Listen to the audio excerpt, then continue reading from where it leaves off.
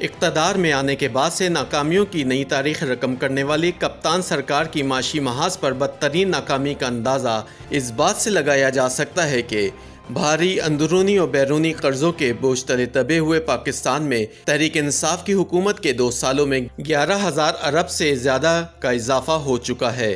صرف اتنا ہی نہیں، ان 2 سالوں میں اندرونی اور بیرونی ذرائع سے حاصل کردہ قرضوں کے نتیجے میں پاکستان کے ذمے واجب الادا مجموعی قرضوں کا حجم 36,000 ارب روپے سے بھی تجاوز کر چکا ہے، جو کہ ملک کی تاریخ میں ایک نیا ریکارڈ ہے۔ معاشی ماہرین کی جانب سے شرح سود اور ڈالر کی قیمت میں اضافے کے ساتھ کرونا وائرس اور ملک گیر لاک ڈاؤن کی وجہ سے معیشت کو پہنچنے والے نقصان، ٹیکسوں کی وصولی میں کمی اور حکومت کی جانب سے مختلف شعبوں کے لیے دیے گئے امدادی اور مراعاتی پیکج کو بھی خسارے کی بڑی وجہ قرار دیا جا رہا ہے، جس سے ملکی قرضوں میں اضافہ ہوا ہے۔ کپتان سرکار کے 2 سالوں میں اندرونی اور بیرونی ذرائع سے حاصل کیے گئے قرضوں کے نتیجے میں پاکستان کے ذمے واجب الادا مجموعی قرضوں کا حجم 36.3 ٹریلین یعنی 36,000 ارب روپے سے تجاوز کر چکا ہے۔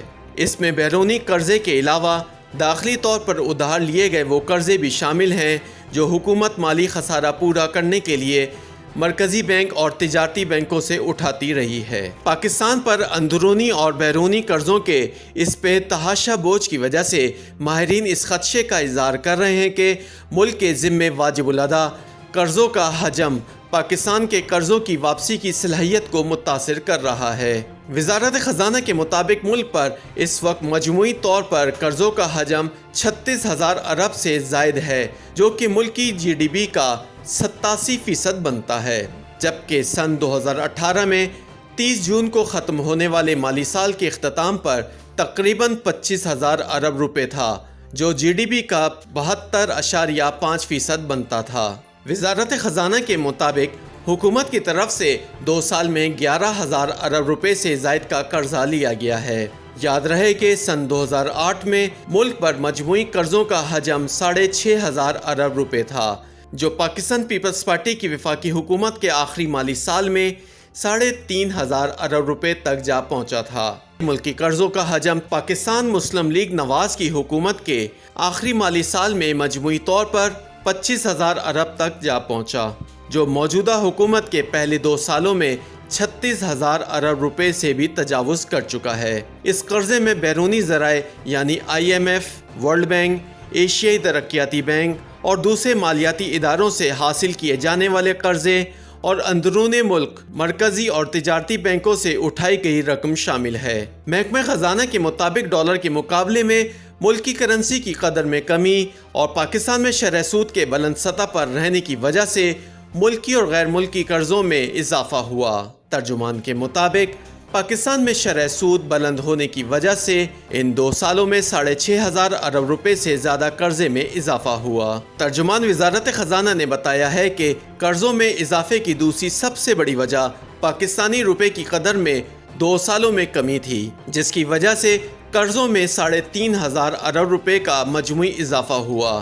موجودہ حکومت کے 2 برسوں میں ڈالر کے مقابلے میں روپے کی قدر میں بے تحاشا کمی دیکھنے میں آئی۔ 2 سال قبل 120 روپے میں ملنے والے $1 کی قیمت اس وقت 165 روپے سے زیادہ ہے، جس نے ملک کے بیرونی قرضوں میں بہت زیادہ اضافہ کیا۔ اس کے ساتھ ساتھ پہلے سے موجود قرضوں کی واپسی کے لیے ملک کو مزید قرضہ لینا پڑا۔ دوسری طرف معاشی ماہرین نے بھی ڈالر کے مقابلے میں روپے کی قدر میں کمی اور بلند شرح سود کو ملکی قرضوں کے بوجھ میں اضافے کا ذمہ دار ٹھہرایا۔ ان کے مطابق ڈالر کی قیمت میں اضافہ اور بلند شرح سود نے پاکستان کے قرضوں کے حجم میں خوفناک حد تک اضافہ کر دیا ہے۔